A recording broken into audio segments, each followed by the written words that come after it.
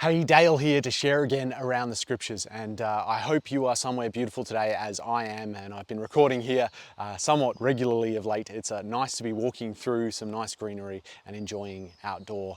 But I just wanted to share today from Acts chapter 8 verse 4, and it says, "Now those who were scattered," so they've been scattered because of the persecution in Acts chapter 8 after the stoning of Stephen, "Now those who were scattered went about preaching the word."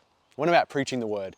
And I wonder where you are today. I don't know. You could be at work, you could be on a lunch break, you could be at uni, you could be at school, you could be somewhere else. You might be watching this, and I want to encourage you to preach the word. And that can sound so complicated, preach the word. And sometimes we have this picture in our mind of maybe somebody like me standing up the front in front of people preaching, but that's not necessarily always what it needs to be. That is a part of preaching, this public teaching and preaching of the Gospels, and we do that in church services. But preaching the word, sharing what God has done in us, sharing what is in the scriptures, does not need to be that way. It is as simple as talking to others, and particularly the word about Christ, because this is what these disciples who had followed Jesus were now sharing, this good news of what Jesus had done in them. And so I draw that often back to the testimony of what God has done in our own lives. You don't need to know all of the Bible.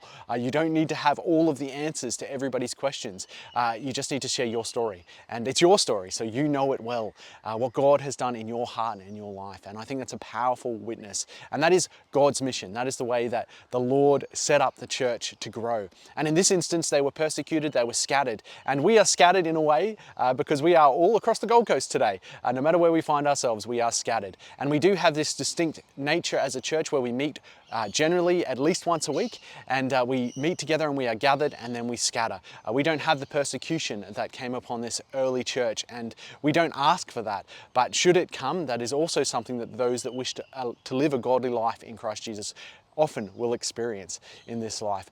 But as we are scattered today in our different communities, our different spaces with our family, our friends, and at our schools, our universities, or our workplaces, or in our families more broadly across this country and across the globe, no matter where we are, the Lord is actually at work. He is at work in us. His mission is at work in us. So let us share the word as we are scattered, just as these disciples did as they went out into the world and shared. Let us share using words and using our actions.